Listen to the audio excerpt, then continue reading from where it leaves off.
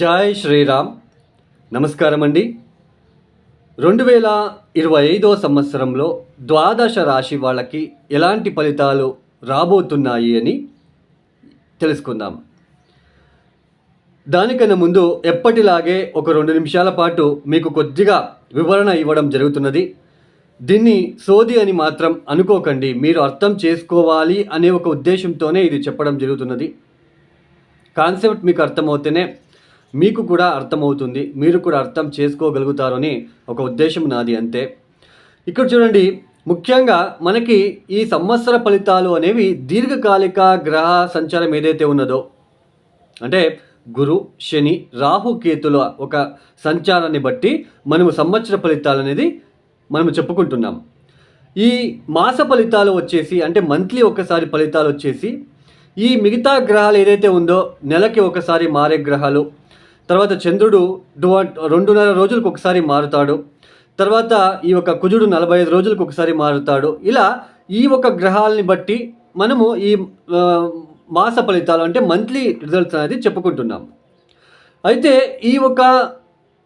ఈ ద్వాదశ రాశుల వాళ్ళందరికీ కూడా, అంటే ఈ సంవత్సరంలో 2025 సంవత్సరంలో ఈ ఒక రాశి వాళ్ళకి అద్భుతమైన ఫలితాలు అని మనం చెప్పుకుంటున్నాం. అయితే అందరికీ కూడా అలాగే ఉంటున్నదా? ఇప్పుడు వృషభ రాశి వాళ్ళకి 2025 సంవత్సరంలో చాలా అద్భుతంగా ఉంటుంది. 2025 సంవత్సరం మొత్తం కూడా వృషభ రాశి వాళ్ళకి చాలా బాగుంటుంది. అయితే వృషభ రాశిలో పుట్టిన వాళ్ళందరికీ కూడా ఒకేలాగా ఫలితాలు అందరికీ కూడా బాగా ఉంటుందా? అలా ఉండదండి. ఎందుకు అంటే స్వజాతకం, వాళ్ళ ఒక జాతకం అనేది చాలా ఇంపార్టెంట్. వాళ్ళ పుట్టిన తేదీ, ఏ నెలలో పుట్టారు, ఏ సంవత్సరంలో పుట్టారు, ఆ రోజు ఎన్ని గంటలకు పుట్టారు, ఇది మనకి చాలా ఇంపార్టెంట్. ఆ ఒక సమయానికి, వాళ్ళు పుట్టిన సమయానికి ఏ లగ్నం ఏర్పడింది, ఏ నక్షత్రం ఏర్పడింది, ఏ దశాభుక్తి ప్రారంభమయ్యింది. దశాభుక్తి అంటే ఏంటి? ఒక వ్యక్తి జన్మించిన సమయంలో ఏ రాశిలో ఏ నక్షత్రంలో పుట్టి ఉంటారో, ఇప్పుడు ఫర్ ఎగ్జాంపుల్ ఒక వ్యక్తి మఖా నక్షత్రంలో పుట్టాడు. మఖా నక్షత్రం పుట్టాడు కాబట్టి ఆయనకు కేతు మహాదశ ప్రారంభమవుతుంది. అంటే కేతు మహాదశలో పుట్టాడు. అది పాదాలు బట్టి, మఖా నక్షత్రం 3వ పాదమా, 2వ పాదమా, 4వ పాదమా, ఈ పాదాలు బట్టి కేతు మహాదశ బ్యాలెన్స్ దశ ఎన్ని రోజులు ఉంటుంది అనేది తెలుసుకుంటాం. ఇలా కేతు దశ అయిపోయిన తర్వాత శుక్ర మహాదశ 20 సంవత్సరాలు, తర్వాత సూర్య మహాదశ, తర్వాత చంద్ర మహాదశ. చంద్రుడు అయిపోయిన వెంటనే కుజుడు వస్తాడు. కుజుడు అయిపోయిన వెంటనే రాహు వస్తాడు. రాహు అయిపోయిన వెంటనే గురువు వస్తాడు. ఇలా దశాభుక్తులు ఒక్కొక్కటే మారుతూ వెళ్తూ ఉంటుంది. ఈ దశాభుక్తి సమయంలో ఇప్పుడు ఫర్ ఎగ్జాంపుల్ శుక్ర మహాదశ ప్రారంభమైంది. శుక్రుడు మీ జాతకంలో యోగకారకుడా? మంచి ఒక స్థానాల మీద ఉంటున్నాడా? మీరు పుట్టినప్పుడు మంచి స్థానాల్లో ఉంటే ఆ 20 సంవత్సరాలు కూడా శుక్ర మహాదశ చాలా బాగుంటుంది. శుక్రుడు అంటే ఏంటి? కళాకారకుడు. తర్వాత లగ్జరీ వెహికల్స్ కావచ్చు, మంచి గృహాలు కావచ్చు, మంచి ఉద్యోగం కావచ్చు, భార్యతో మంచిగా ఉండడం కావచ్చు, మంచి భార్య కావచ్చు. ఇలా కొన్ని ఈ యొక్క శుక్రుడు మనకి అంతా కూడా మంచి ఫలితాలు ఇస్తాడు. అదే మనకి శుక్రుడు బాలేకుంటే సో దాని రివర్స్, అంటే వైఫ్తో చాలా ఇబ్బందులు, స్త్రీలతో ఇబ్బందులు, తర్వాత ఈ షుగర్ వ్యాధి రావాలి అన్నా ఈ శుక్రుడు గురుగ్రహమే కారణము.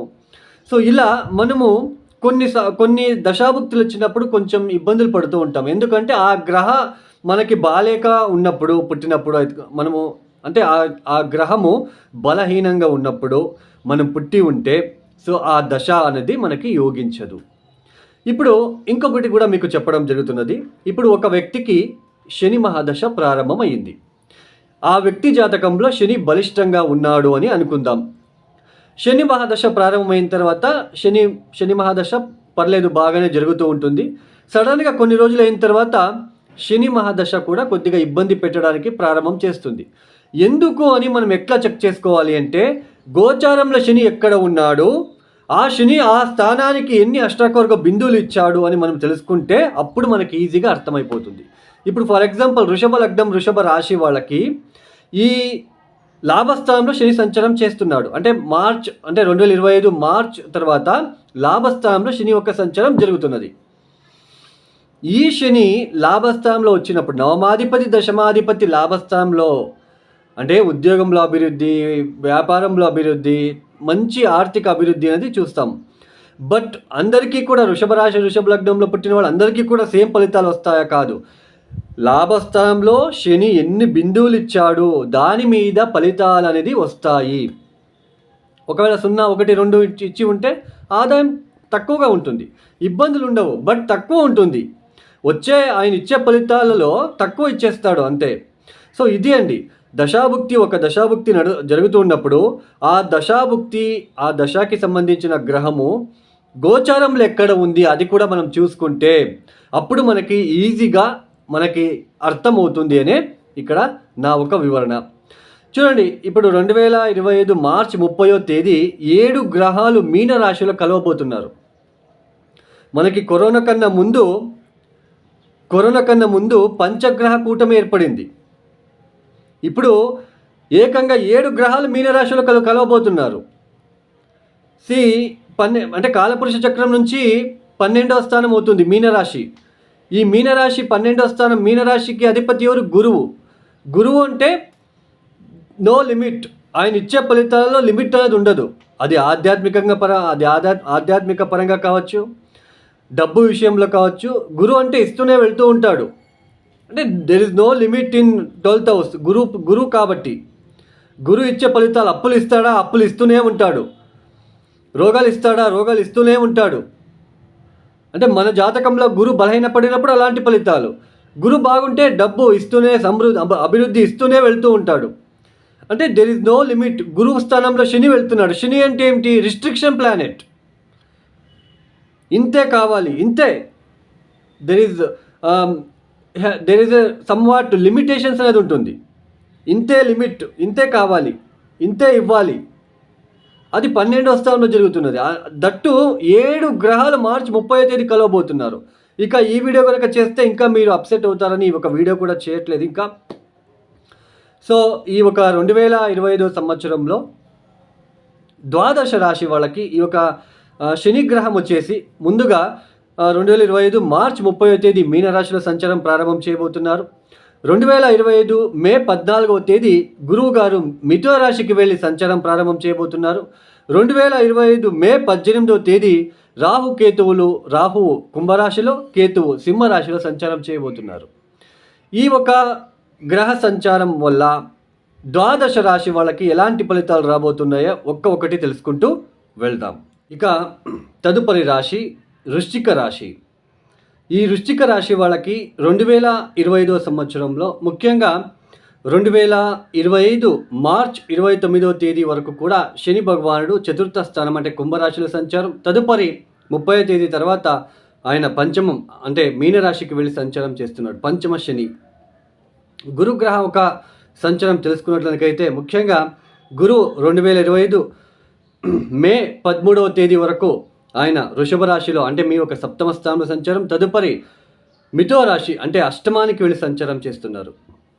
ఇక్కడ రాహుకేతులను చూసుకున్నట్లయితే 2025 మే 18వ తేదీ వరకు ఆయన రాహు మీనరాశిలో, కేతు కన్యా రాశిలో, తదుపరి కుంభానికి వచ్చేస్తారు రాహు. తర్వాత కేతువు సింహానికి వెళ్తున్నారు.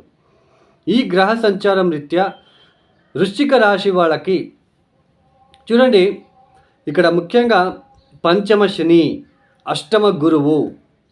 సో ఇక్కడ వృశ్చిక రాశి వాళ్ళకి 2025 సంవత్సరంలో కొద్దిగా డిస్టర్బెన్సెస్ అనేది ఏర్పడడానికి అవకాశాలు ఉంటాయి. ఆర్థిక విషయంలో డిస్టర్బెన్సెస్, బిజినెస్ ఎక్స్పాన్షన్ చేసే విషయంలో డిస్టర్బెన్సెస్, ఆర్డినరీ బిజినెస్ చేసే వాళ్ళకి కూడా డిస్టర్బెన్స్ అనేది ఎక్కువ అవ్వడానికి అవకాశాలు ఉంటాయి. పంచమ శని, చతుర్థ రాహు, అర్ధాష్టమ రాహు, గృహ మార్పిడి చేసుకోవాలనుకున్న వాళ్ళకి ఇబ్బందులు. సైట్ అమ్మాలి, సైట్ కొనుగోలు చేసుకోవాలి, ఇంకేం డబ్బు పెట్టుకున్నాను, 50,000 టోకెన్ అడ్వాన్స్ ఇచ్చాను, రావట్లేదు, అది సైట్ కావట్లేదు, నా పేరుకు రావట్లేదు, నేను ఎక్కువ అమౌంట్ ఇస్తానన్నా కూడా రావట్లేదు. ఇలాంటి ఒక సిచ్యుయేషన్ ఏర్పడుతూ ఉంటుంది. లేదా ఆల్రెడీ ఈ ఇంటికి సంబంధించిన కన్స్ట్రక్షన్ చేస్తూ ఉంటారు, మధ్యలో ఏదో ఒక ఆటంకాలు వచ్చి ఆగిపోవడం లాంటిది కూడా మీరు ఇప్పుడు ఈ ఒక సమయంలో చూడవచ్చు. అంటే చతుర్థ స్థానం గృహానికి సంబంధించిన విషయంలో, తల్లిగారికి ఆరోగ్య విషయంలో ఇవన్నీ కూడా ఒడిదొడుకులు, ఇబ్బందులు రావడానికి అవకాశాలు ఎక్కువగా ఉంటాయి. మానసిక ప్రశాంతత తగ్గుతూ ఉంటుంది. ఒక పక్క ఆర్థిక ఇబ్బందులు, ఒక పక్క కుటుంబ సమస్యలు ఇలా కొద్దిగా. తర్వాత దశమ స్థానంలో కేతువు, ఉద్యోగం రీత్యా కూడా డిస్టర్బెన్సెస్. ఒక పక్క ఇంటికి సంబంధించిన విషయంలో, గృహానికి సంబంధించిన విషయంలో, ఆర్థిక విషయంలో, తర్వాత ఉద్యోగం విషయంలో కూడా కొంచెం ఒడిదుడుకులు, ఇబ్బందులు వచ్చే సూచనలు. ఉద్యోగం వదిలేద్దాం, మానేద్దాం అనే ఒక థాట్ అనేది పెరిగిపోవడానికి అవకాశాలు ఉంటాయి. ఎక్కువ కష్టపడకుండా ఈజీగా డబ్బులు ఏదైనా అంటే వచ్చే సూచనలు ఉన్నాయా, అలాంటి రూట్లు ఏమైనా ఉన్నాయా అని ఆలోచిస్తూ ఉంటారు ఈ సమయంలో. అలాంటి ఆలోచన పెరుగుతూ ఉంటుంది. ఎందుకంటే పంచమ శని. చూడండి, ఇన్వెస్ట్మెంట్ చేసే విషయంలో జాగ్రత్త. ఇప్పుడు కొత్తగా సైట్ కొనుక్కోవాలి, లేదా ఎవరో ఒకరు చెప్పారు ఆ ఇల్లు కొనుగోలు చేసుకోవాలి. ఫస్ట్ ఇల్లు చూసుకోండి, వాస్తు చూసుకోండి, తర్వాత ఆ డాక్యుమెంట్ చూసుకోండి, అప్పుడే మీరు ప్రొసీడ్ అవ్వండి. మీ దశాభుక్తిని ఒకసారి చూసుకోండి. దశాభుక్తి కనుక బాలేకపోతే, ఇక్కడ గోచరంలో కూడా బాలేదు కాబట్టి కొద్ది రోజులు ఇంటికి సంబంధించిన విషయంలో, అంటే ఇల్లు కొనుగోలు చేసుకోవాలి, సైటు అమ్మాలి, ఇల్లు అమ్మాలి, లేదా ల్యాండ్ కొనుక్కోవాలి, లేదా కొత్తగా బిజినెస్ కంపెనీ ఎస్టాబ్లిషన్ చేసుకోవాలి. ఇవన్నీ కూడా కొద్దిగా పోస్ట్పోన్ చేసుకోండి, అప్పుడే బాగుంటుంది. సో చిక్కులో పడకండి, కొద్దిగా జాగ్రత్తగా ఉండే ప్రయత్నం చేసుకోండి. ఉద్యోగంలో మిమ్మల్ని ఇబ్బంది పెట్టే వాళ్ళు ఎక్కువ అవుతూ ఉంటారు. గృహంలో కూడా ఒకేసారి అందరికీ బాగాలేకపోవడము, ఇలాంటివి ఎక్కువ, ప్రశాంతత తగ్గడము, ఇలాంటివి ఎక్కువగా మీరు ఈ ఒక సంవత్సరంలో చూడవచ్చు. ఆర్థిక విషయంలో ఒడదొడుకులు, రావాల్సిన డబ్బు ఆగిపోతూ ఉంటుంది, ఎక్కువ జీతాలు రావు, బిజినెస్ ఎక్స్పాన్షన్ చేసుకోవాలి, లేదా బిజినెస్ చేసే వాళ్ళకి వ్యాపార రీత్యా సమస్యలు వచ్చే సూచనలు, ఇలాంటివన్నీ మీకు వస్తూ ఉంటాయి. అష్టకవర్గ బిందులు చూసుకోండి. అష్టమానికి గురువు ఎన్ని ఇచ్చాడు, తర్వాత ఈ ఒక పంచమానికి శని మీనరాశికి ఎన్ని ఇచ్చాడు, ఇవి చూసుకోండి. తర్వాత ఇక్కడ ఆరోగ్య విషయంలో కూడా కొద్దిగా జాగ్రత్తగా ఉండే ప్రయత్నాలు చేసుకుంటే చాలా మంచిది. మొత్తానికి వృశ్చిక రాశి వాళ్ళకి కొద్దిగా అభివృద్ధి అనేది లేదు అండి, కొద్దిగా డిస్టర్బెన్స్ అనేది ఎక్కువగా కనిపిస్తూ ఉంటుంది. కొద్దిగా జాగ్రత్తగా మీరు ముందుకు సాగే ప్రయత్నాలు చేసుకోండి. కొద్దిగా ఖర్చులు పెరగడము, ఆరోగ్యరీత్యా, తర్వాత గృహంలో ఇబ్బందులు, సైటు విషయంలో, ప్రాపర్టీ రిలేటెడ్, వెహికల్ రిలేటెడ్ కూడా డిస్టర్బెన్సెస్, ఉద్యోగం విషయంలో, ఇలా అన్నీ కూడా ఒడదొడుకులు ఎక్కువ అయ్యే సూచనలు ఉంటాయి. కాబట్టి కొద్దిగా జాగ్రత్తగా ఉండే ప్రయత్నాలు చేసుకోండి వృశ్చిక రాశి వాళ్ళు. ఈ వృశ్చిక రాశి వాళ్ళు తప్పనిసరిగా మీరు కూడా అమ్మవారిని ఎక్కువ దర్శనం చేసుకోండి, రాహుకేతులు శాంతి చేసుకోండి. అమ్మవారు ఎస్పెషల్లీ కాళిక అమ్మవారికి ఎరుపు రంగుల పూలు ఇస్తూ ఉండండి. రాహు, కేతు, శని, గురుగ్రహ ధాన్యాలని నానబెట్టేసి బెల్లంతో కలిపి రోడ్ సైడ్ ఉన్న ఆవులకి, ఎద్దులకి తినిపిస్తూ ఉండండి. తర్వాత దత్తాత్రేయ ఒక ఆరాధన, దత్తాత్రేయ చరిత్ర పారాయణం తప్పనిసరిగా మీరు చేసుకుంటూ ఉండడానికి ప్రయత్నాలు చేసుకోండి. ఈ ఒక వీడియో మీకు నచ్చితే లైక్ చేయండి, షేర్ చేయండి, సబ్స్క్రైబ్ చేసుకోండి. సర్వే జనో సుఖినో భవంతు. ధన్యవాదములు. జై శ్రీరామ్.